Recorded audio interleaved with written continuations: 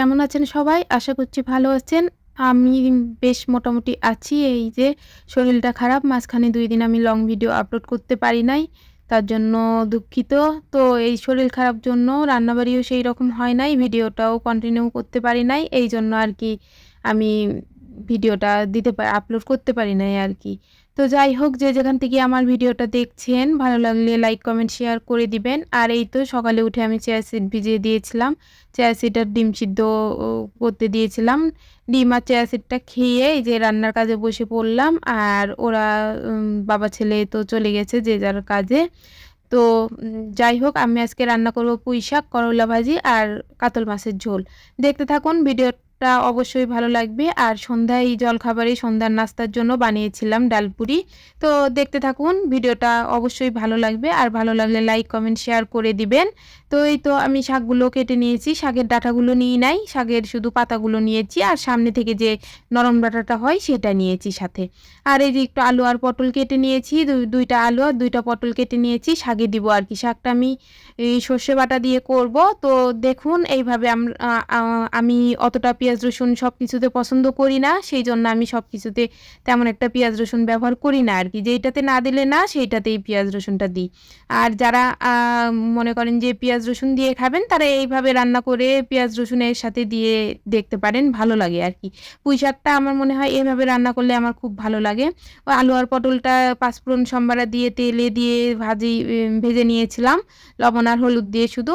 তারপরে একটু ভেজে নেবার পরে শাকগুলো দিয়ে দিয়েছিলাম। দিয়ে আবার একটু পরিমাণ মতো লবণ আর হলুদ দেওয়ার পরে আমি শাকটা খুব স্লো হিটে রেখে দিয়েছিলাম ঢাকনা দিয়ে।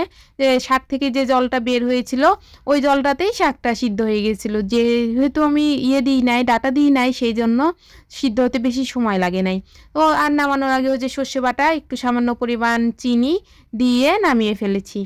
তো এই তো আপনাদের সাথে শাকের কথা বলতে, বলতে এইদিকে আলু আর করলাটা ভাজি করে নিলাম। শুধু লবণ আর হলুদ দিয়ে ভাজি করে নিয়েছি করলাটা।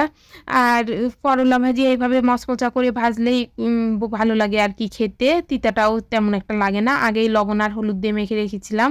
তো তারপরে এই তো মাছগুলো আমি ভেজে নিচ্ছি। মাছটা আজকে কেমন জানি লেগে গেছে, ভালো হলো না ভাজিটা, মাছ ভাজি। আর ২ চুলাতে আমি ২টা করে নিচ্ছি।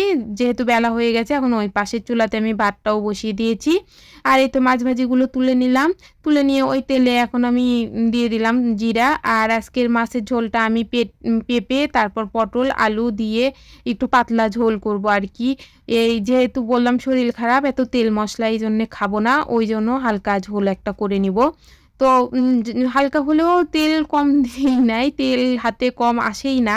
তো এই তো আদা জিরে বাটা দিয়ে আলু, পটল, পেঁপেগুলো ভালো করে ভেজে নিয়ে এই যে মশলাটা কষিয়ে, ঝালের গুঁড়ো, লবণ, হলুদ দিয়ে মশলাটা কষিয়ে নিলাম। নিয়ে এই তো এখন ঝোলের পরিমাণটা দিয়ে দিব। মাছটা দিয়ে একটু নাড়াচাড়া করে ঝোলটা দিয়ে এই তো একটু ধনেপাতা ছিল কয়েকটা, আমার ধনেপাতা উপর থেকে দিয়ে দিলাম। দিয়ে নামিয়ে ফেললাম। এইটা সন্ধ্যার টাইম। বলেছিলাম যে কয়েকটা ডালপুরি ভাজবো। তো এই তো ডালপুরি ভেজে নিয়েছি। এখন ওদের খাওয়া হয়ে গেছে, সবগুলো ভাজাও হয়ে গেছে। আমি আর কি এখন খাবো। তো ভিডিওটা ভালো লেগে থাকলে অবশ্যই লাইক, কমেন্ট, শেয়ার করে দিবেন। ওদের খাওয়া আগেই হয়ে গেছে। ভেজে দিয়ে দিয়েছি। ও যে তোরা আগে খেয়ে নে, তারপরে আমি খাবো নি। তো এই তো